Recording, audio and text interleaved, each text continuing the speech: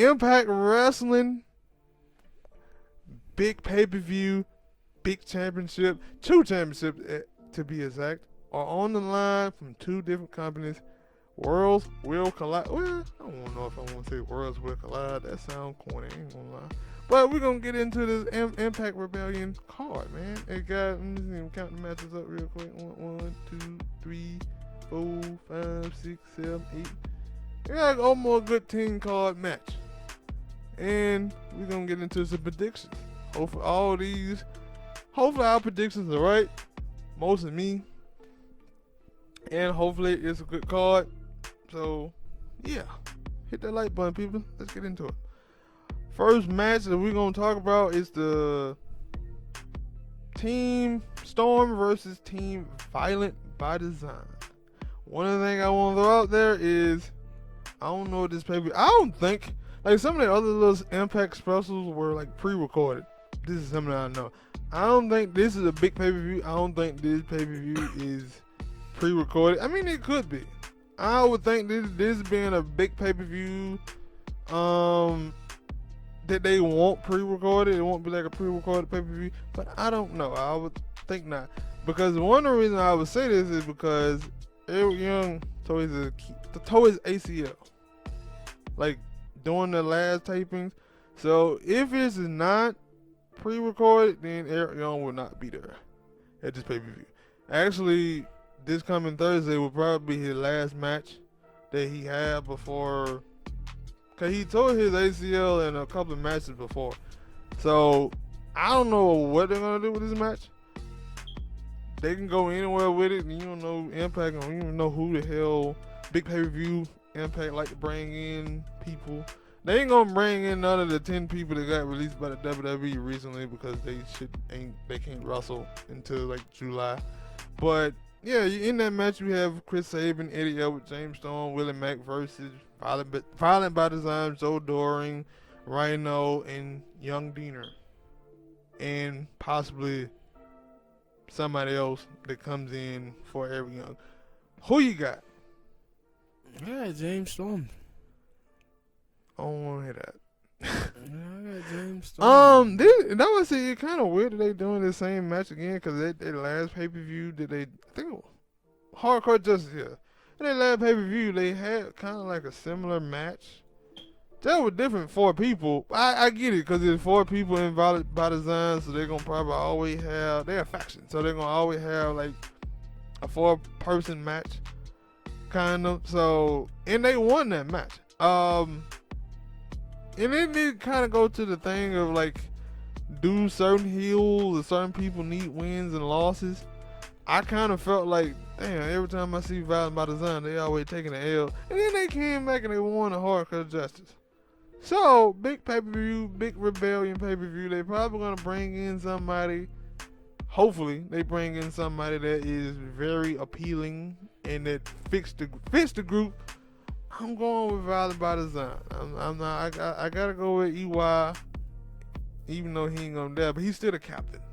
He's still the person that brought it all together. So I don't know, but I do know. I just said I'm going with EY. I'm backwards. I'm sorry. My brother going with James Storm, Team Storm. I'm going with Team Violent by Design. We can agree on nothing. Next matchup is a battle between 2 frenemies. They still do a podcast together. Brian Myers versus Matt Cardona. Who you got? Matt Cardona. Really? Yeah. Oh man, see, we gonna differ again. I'm going with Brian Myers. I'm gonna tell you what. Brian Myers is actually signed to a contract with Impact Wrestling. Matt Cardona, you don't know whether he gonna come or stay. Like, this could be his last pay-per-view, and then he go off to somewhere, and then... Nah, he gonna stay. The old lady gonna be coming back over there soon. Everything gonna be good. And then he'll be back in July, but, like, I thought the build for this, I think it might be the first time we and I have seen them wrestle each other, other than, like, maybe some indies. I don't even think they did indies, because I think Matt Cardona, or a.k.a. Zack Ryder, had been in the WWE for so long. I'm pretty sure before he came into wrestling, maybe he participated in the indies. It's hard to tell with some wrestlers, because it seems like they've been in the WWE for so long, that you never knew that they was in the Indies or whatnot. So I don't know if that Matt Cardona. I like the. This is a kind of different thing for both of them actually. Cause if you look at them when they, cause this is the only thing I can compare. I know somebody might be like, "Well, y'all talking about WWE," but they both these dudes came from the WWE. And you look at Brian Myers, that dude went for so long with having not winning a match. What Matt Cardona, people saying that he was a top guy, he could be a top guy and never got used, and now I guess in Impact this is a place that you go to finally fulfill those type of dreams somewhat, because sometimes it still don't work there either. But then if it don't work in Impact, that's on you. Then lead to how I look at it. But in this match, yeah, I'm taking Brian Myers. I think that been on a win streak. Now he could lose. And he will. Shut up, man. Whoa. He don't do that no more. He said he always ready now. But I think that he should put his win out. I think that Brian Myers should put his win out. And again, we conflicted. We ain't together on this. I think we're going to be together on this next match. Next match is a last man standing match between Trey Miguel and Sami Callihan. Now, if you've seen, it used to be the Rascals. Trey Miguel, Dez, and I forget the other dude's name, the other part of it. Well, the other two dudes left and they went to WWE. Now they're MSK. Trey Miguel was supposed to go. Well, it was speculated now. But he came back to Impact Wrestling. He came back to prove a point. And one of his biggest matches, I won't say one of his biggest matches. When he come back to prove a point, he can get his ass whooped by Callahan. I mean, he had been having it happen to him. He had been getting his ass whooped. But I guess he wanted to prove that he could be a single wrestler. I don't know. He was already kind of like a singles guy in a way, but they was in a group. But he was the guy that was doing more of the single wrestling. I don't really understand it, but hey, I don't really need to. I'm entertained. I'm picking Trey Miguel because I feel like they came back and they kind of pushed him hard. You thought we were going to agree on this. So you picking Sami? You know damn well I'm picking Sami. That's my dude. I like Sami too, but and this is kind of his match, hardcore type matches. But Sami is like putting people over too. Yeah, that's what I'm saying. Like he don't seem like he have a problem with putting somebody over. Yeah, he like, put people over. If he felt like the storyline or whatever count for it, he like, yeah, go ahead. I'ma always make my way back into something. And now the reason why I'm kind of conflicted about this because I do remember after one pay-per-view they did have Sami Callihan go up to Don Callis and was like, yo, I want you to know when I get done with what I'm doing, I'm gonna come see old Kenny Omega. So I don't know, but it's a lot of seeds planted with other wrestlers, at least with Moose and now Sami Callihan. Like those are like the only two people I can see with seeds planted. So I don't really know what they're gonna do, but that's the reason why I think that Trey Miguel, they brought him back. They kind of gave him a real big push. They ain't giving no title thing, but he has a big. I would say this is a big match for a pay-per-view. Fighting Sami Callihan, one of the bigger stars of wrestlers in Impact Wrestling. So I'm taking Trey Miguel. He got to get up, and that's been the whole thing that he haven't won the big one or the biggest match to propel himself into either championship status. This ain't gonna prepare him into championship status, but it'll push him along. It'll help with his momentum. Yeah, I said momentum. Next match, Impact Knockout Tag Team titles. We have Tasha Steelz and Kiera Hogan, the champion, versus Jordan Grace and a to be determined tag team partner. I don't know who the person gonna be. I've seen some speculations. It could be Taylor Wilde or it could be, who was that girl? It was somebody's daughter because they were famous, but I can't think of her name right now.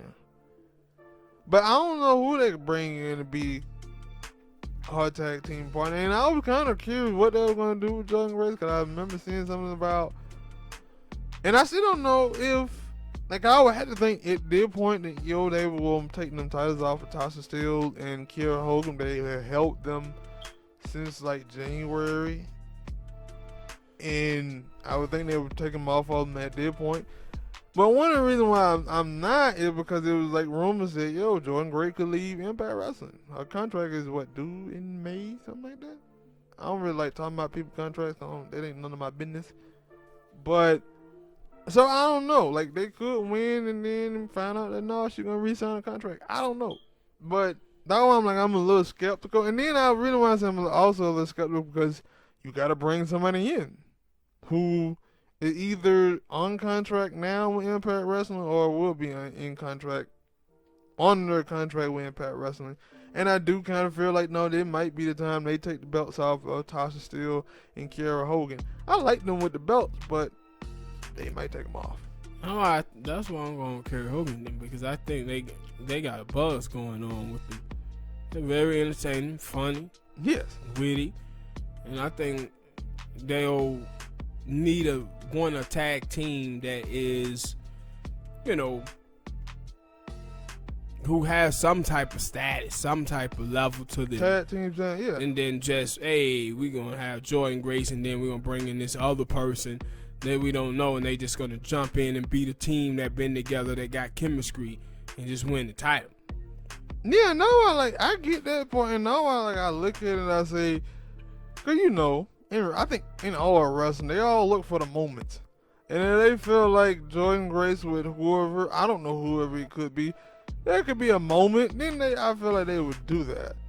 But it depends on who the person is. Yeah, that's why I say it depends on who the person is, and cause I know Taylor Wilde's supposed to come back. She has came back, but she hasn't been on the show still. I mean, like in a match in the ring. So I don't we recording this before Thursday Night Impact. I'm calling it that. We recording this before then, so I don't know if she could show up this Thursday night. If so, then I guess that would be her partner. But I can't remember who the other goddamn girl was that they said. I seen somebody say that she was at one of their tapings. So I can't think of the name right now. But depending on who the tag team partner is, unless we find out tomorrow or Sunday, I guess I'm gonna have to pick Jordan Grace and whoever our partner is, just because it could be somebody. It could be somebody that is hey, give us a wild moment, give us a good moment, and then they come back and win the tag team titles, and then maybe do something else. I don't know, but I'm very conflicted because, like I said, I know that Jordan Grace contract possibly could be going up, and anytime people say, somebody's being contacted by the WWE, I always say, yeah, that person leaving. I always say that. It happened with Taya Valkyrie and so many others, so but some reason I'm gonna pick Jordan Grace and whoever her tag team partner is to win this match. Next match is I'm excited for this match, but I would be even more excited if Chris Bay was in it, but he's not because he's injured. You have the Impact X Division Championship match between Ace Austin, Josh Alexander, and TJP. I really think that Chris Bay was supposed to be in this match because they were kind of having him in that, but all of a sudden they were like, he was hurt, and then he ain't gonna be able to participate. But with that happening, I gotta stick with Ace Austin. I like all three of them in the match. I think it's gonna be one hell of a match. But I gotta stick with Ace Austin. I'm taking Ace Austin. Yeah, I know. They're gonna be the first time we agree for this whole video. And I think even like a lot of people think that Ace Austin should be in the world title picture. And I get that. Like, he has time. Like, let him work himself up. Cause that's why I said with him, like when they X Division and they young talent with him, I think Chris Bay, both of them do like 24, 25. They really young. So they have time to build with him being in the X Division. So now they could give it to Josh Alexander. I will say that after he broke up from his tag team and wanted to do, and Ethan Page went to AEW, they've been pushing him hard as a single star. But I don't know if they see him more. Like, obviously, he could be either way. Just like Ace Austin, he could be either way, X Division or world champion. And that was the thing, like, if you feel like Ace Austin is that world champion, you could propel him into that after the title match, and then have Josh Alexander doing the exhibition. But I don't think they would do that after they just gave the belt to Ace Austin. So I'm sticking with the one true Ace. So is my brother. In the next Impact match, the next championship match that we're gonna talk about is Deonna Purrazzo versus Tenille Dashwood. I was going earlier when I seen it. I was saying, yeah, Tenille Dashwood might finally take that belt, but not the way they pushing Deonna Purrazzo. They pushing her to the moon. I mean, I could be wrong. It could be the deceptive thing that she get cheated out by Su Yung and make her lose, because she had this belt for a while. Even though she lost it and then she got it back, she ain't had this belt for a while.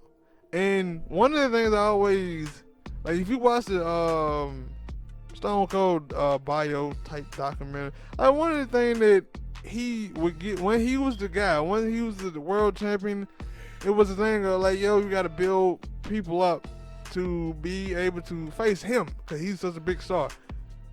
I don't really see Impact really doing that with their wrestlers. Well, at least with Tenille Dashwood. I don't know, like, this kind of like she just won a match.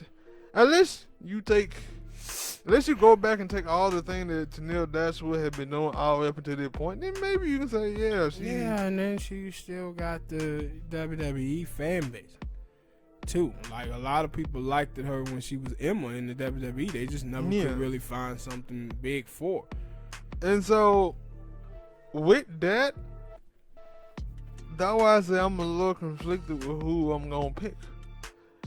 But because and the reason why I said also because I seen they had that little This Is Rebellion thing, and they were talking about the big title match for the main event, and then they started talking about like, yo, when is the Forbidden Door gonna open for the women? And it was like, yo, is it a chance that one of the women for AEW come over and say, yo, we want to fight Deonna fight the champion for Impact?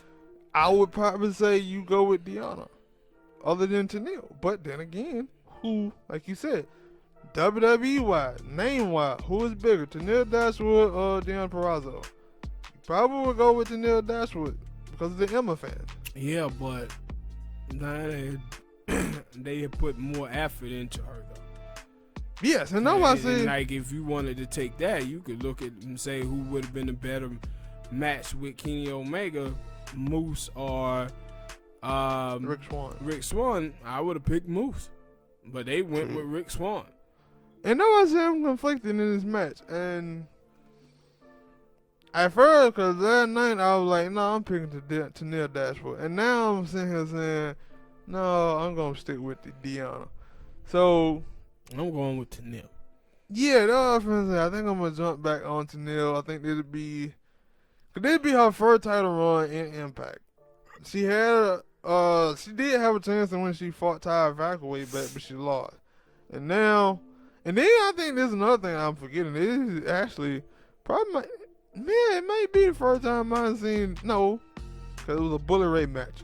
It was a Bully Ray match against Bobby Roode. Both of them dudes were healed, and they fought for the title. And I don't have a problem with that. I don't know if you do. Like, I don't like, because I think I have seen people say they don't like it where, like, it's two faces fighting each other or two heels. I don't mind it.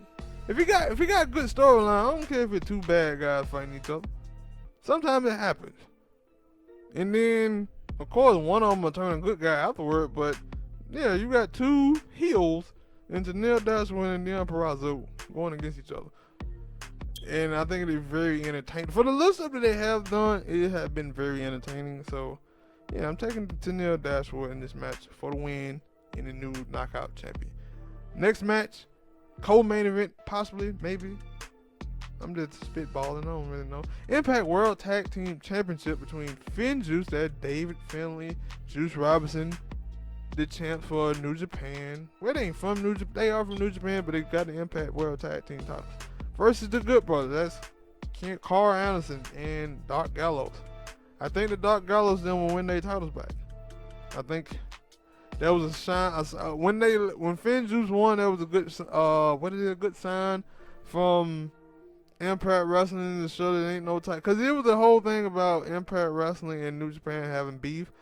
It was a good, good sign of faith that, yeah, we cool, everything good. We let one of y'all wrestlers, two of y'all wrestlers in a way, win our belts and go, carry them around. And possibly, and I don't know if that would, I think they used to say that helped, like having champions from other companies go and carry their belt on their shows or anywhere and, defend it and bring more eyes to Impact or bring more eyes to the other company. I'm guessing that's what they were thinking. But I think that Carl Anderson and the Good Brothers will win that championship back. I agree. And ain't gonna lie, I was shocked when they let him win. Yeah, me too. They let him win the title. I was shocked then. Because and one of the things I would say that the match wasn't that great. It was okay. Nah, it was a decent match. Yeah, I said it was okay. It was okay, and I was like, and I get that the reason why I thought that, like, no, they weren't gonna let him win. But then they won, so they're like, now you gotta come out and have an even greater match so you can win. And I think that surprisingly they have. When they did the little 6-man matches with Kenny Omega, I thought they had very highlighted matches. They was a good match. They had some good tag team matches before, so yeah, I think this match will be a better match than their first pairing, and I'm going with the Good Brothers. What made them think of the Good Brothers? It's just my thought. But anyway, we're going to go on. I don't know what the hell I was saying then. Go on to the final match, the big match of the day, or of Sunday anyway. We have title versus title. We have the AEW World Champion, Kenny Omega. What do you call it? No, I don't really know how you describe it. Swann. No. I was like, you got home field versus. I was trying to think of that, but I can't think of it. Kenny Omega with Don Callis versus Impact World Champion and TNA World Champion, and he has home field advantage. So they say. Rich Swann. Who do you got? Disqualification. Even though they've been coming out saying no, they're gonna be a winner, you still think it's gonna be a disqualification? If it's a disqualification, somebody still wins. Yeah, but then it ain't gonna be no belt change here. Yeah, and I don't believe it's gonna be a belt change. And that is, I think they would be crazy, either company, to allow someone else to have their title. True. Like, that's why I always, when I said, I was like, I think that was gonna happen. It's gonna be a great match, and that somebody's gonna interfere, and it's gonna be a disqualification. Now they saying no, it's not gonna be that. It's not gonna be that. AEW like, we never had no type of match where it ended, especially if it was a title match and it ended on a disqualification. Then Tony Khan was like, that's why I'm gonna be there with my referee to make it so. And that thing, like, I was like, no, if anything does happen, it will be that they cheat and have Kenny Omega winning. Yeah, but I like, I just say the reason why I think disqualification is the best option here is because they need to make this feud between the two even bigger. And a disqualification, having somebody from AEW come in and try to cheat or whatever, and the referee catches them, and it's a disqualification, and then they jump on Rich Swann, and guys like Moose and some of the other people come out and they beat the hell out of them, and they can take some of it into the crowd fighting out there. Then that would make news. No, people would look at that and they'll be interested in it, because so far you just had 3-4 people from each company maybe get involved with it. They need something to make this really AEW versus Impact Wrestling thing, and I haven't seen that yet. Yeah, no, that's the thing that I have seen people talk about on it, that you really don't see too much crossing over, and then they mention that, hey, maybe they're done because, one, it ain't got a crowd. Because there was somebody that said, they haven't went all out because they don't have a crowd. They don't have crowds. And I was like, okay, I can understand that. And with the whole disqualification thing, that's the reason why they asked, you had people asking them that question, are y'all going to actually have a winner to this match or y'all just gonna do like the last time we had a match where it was two titles going against each other and it was a different thing?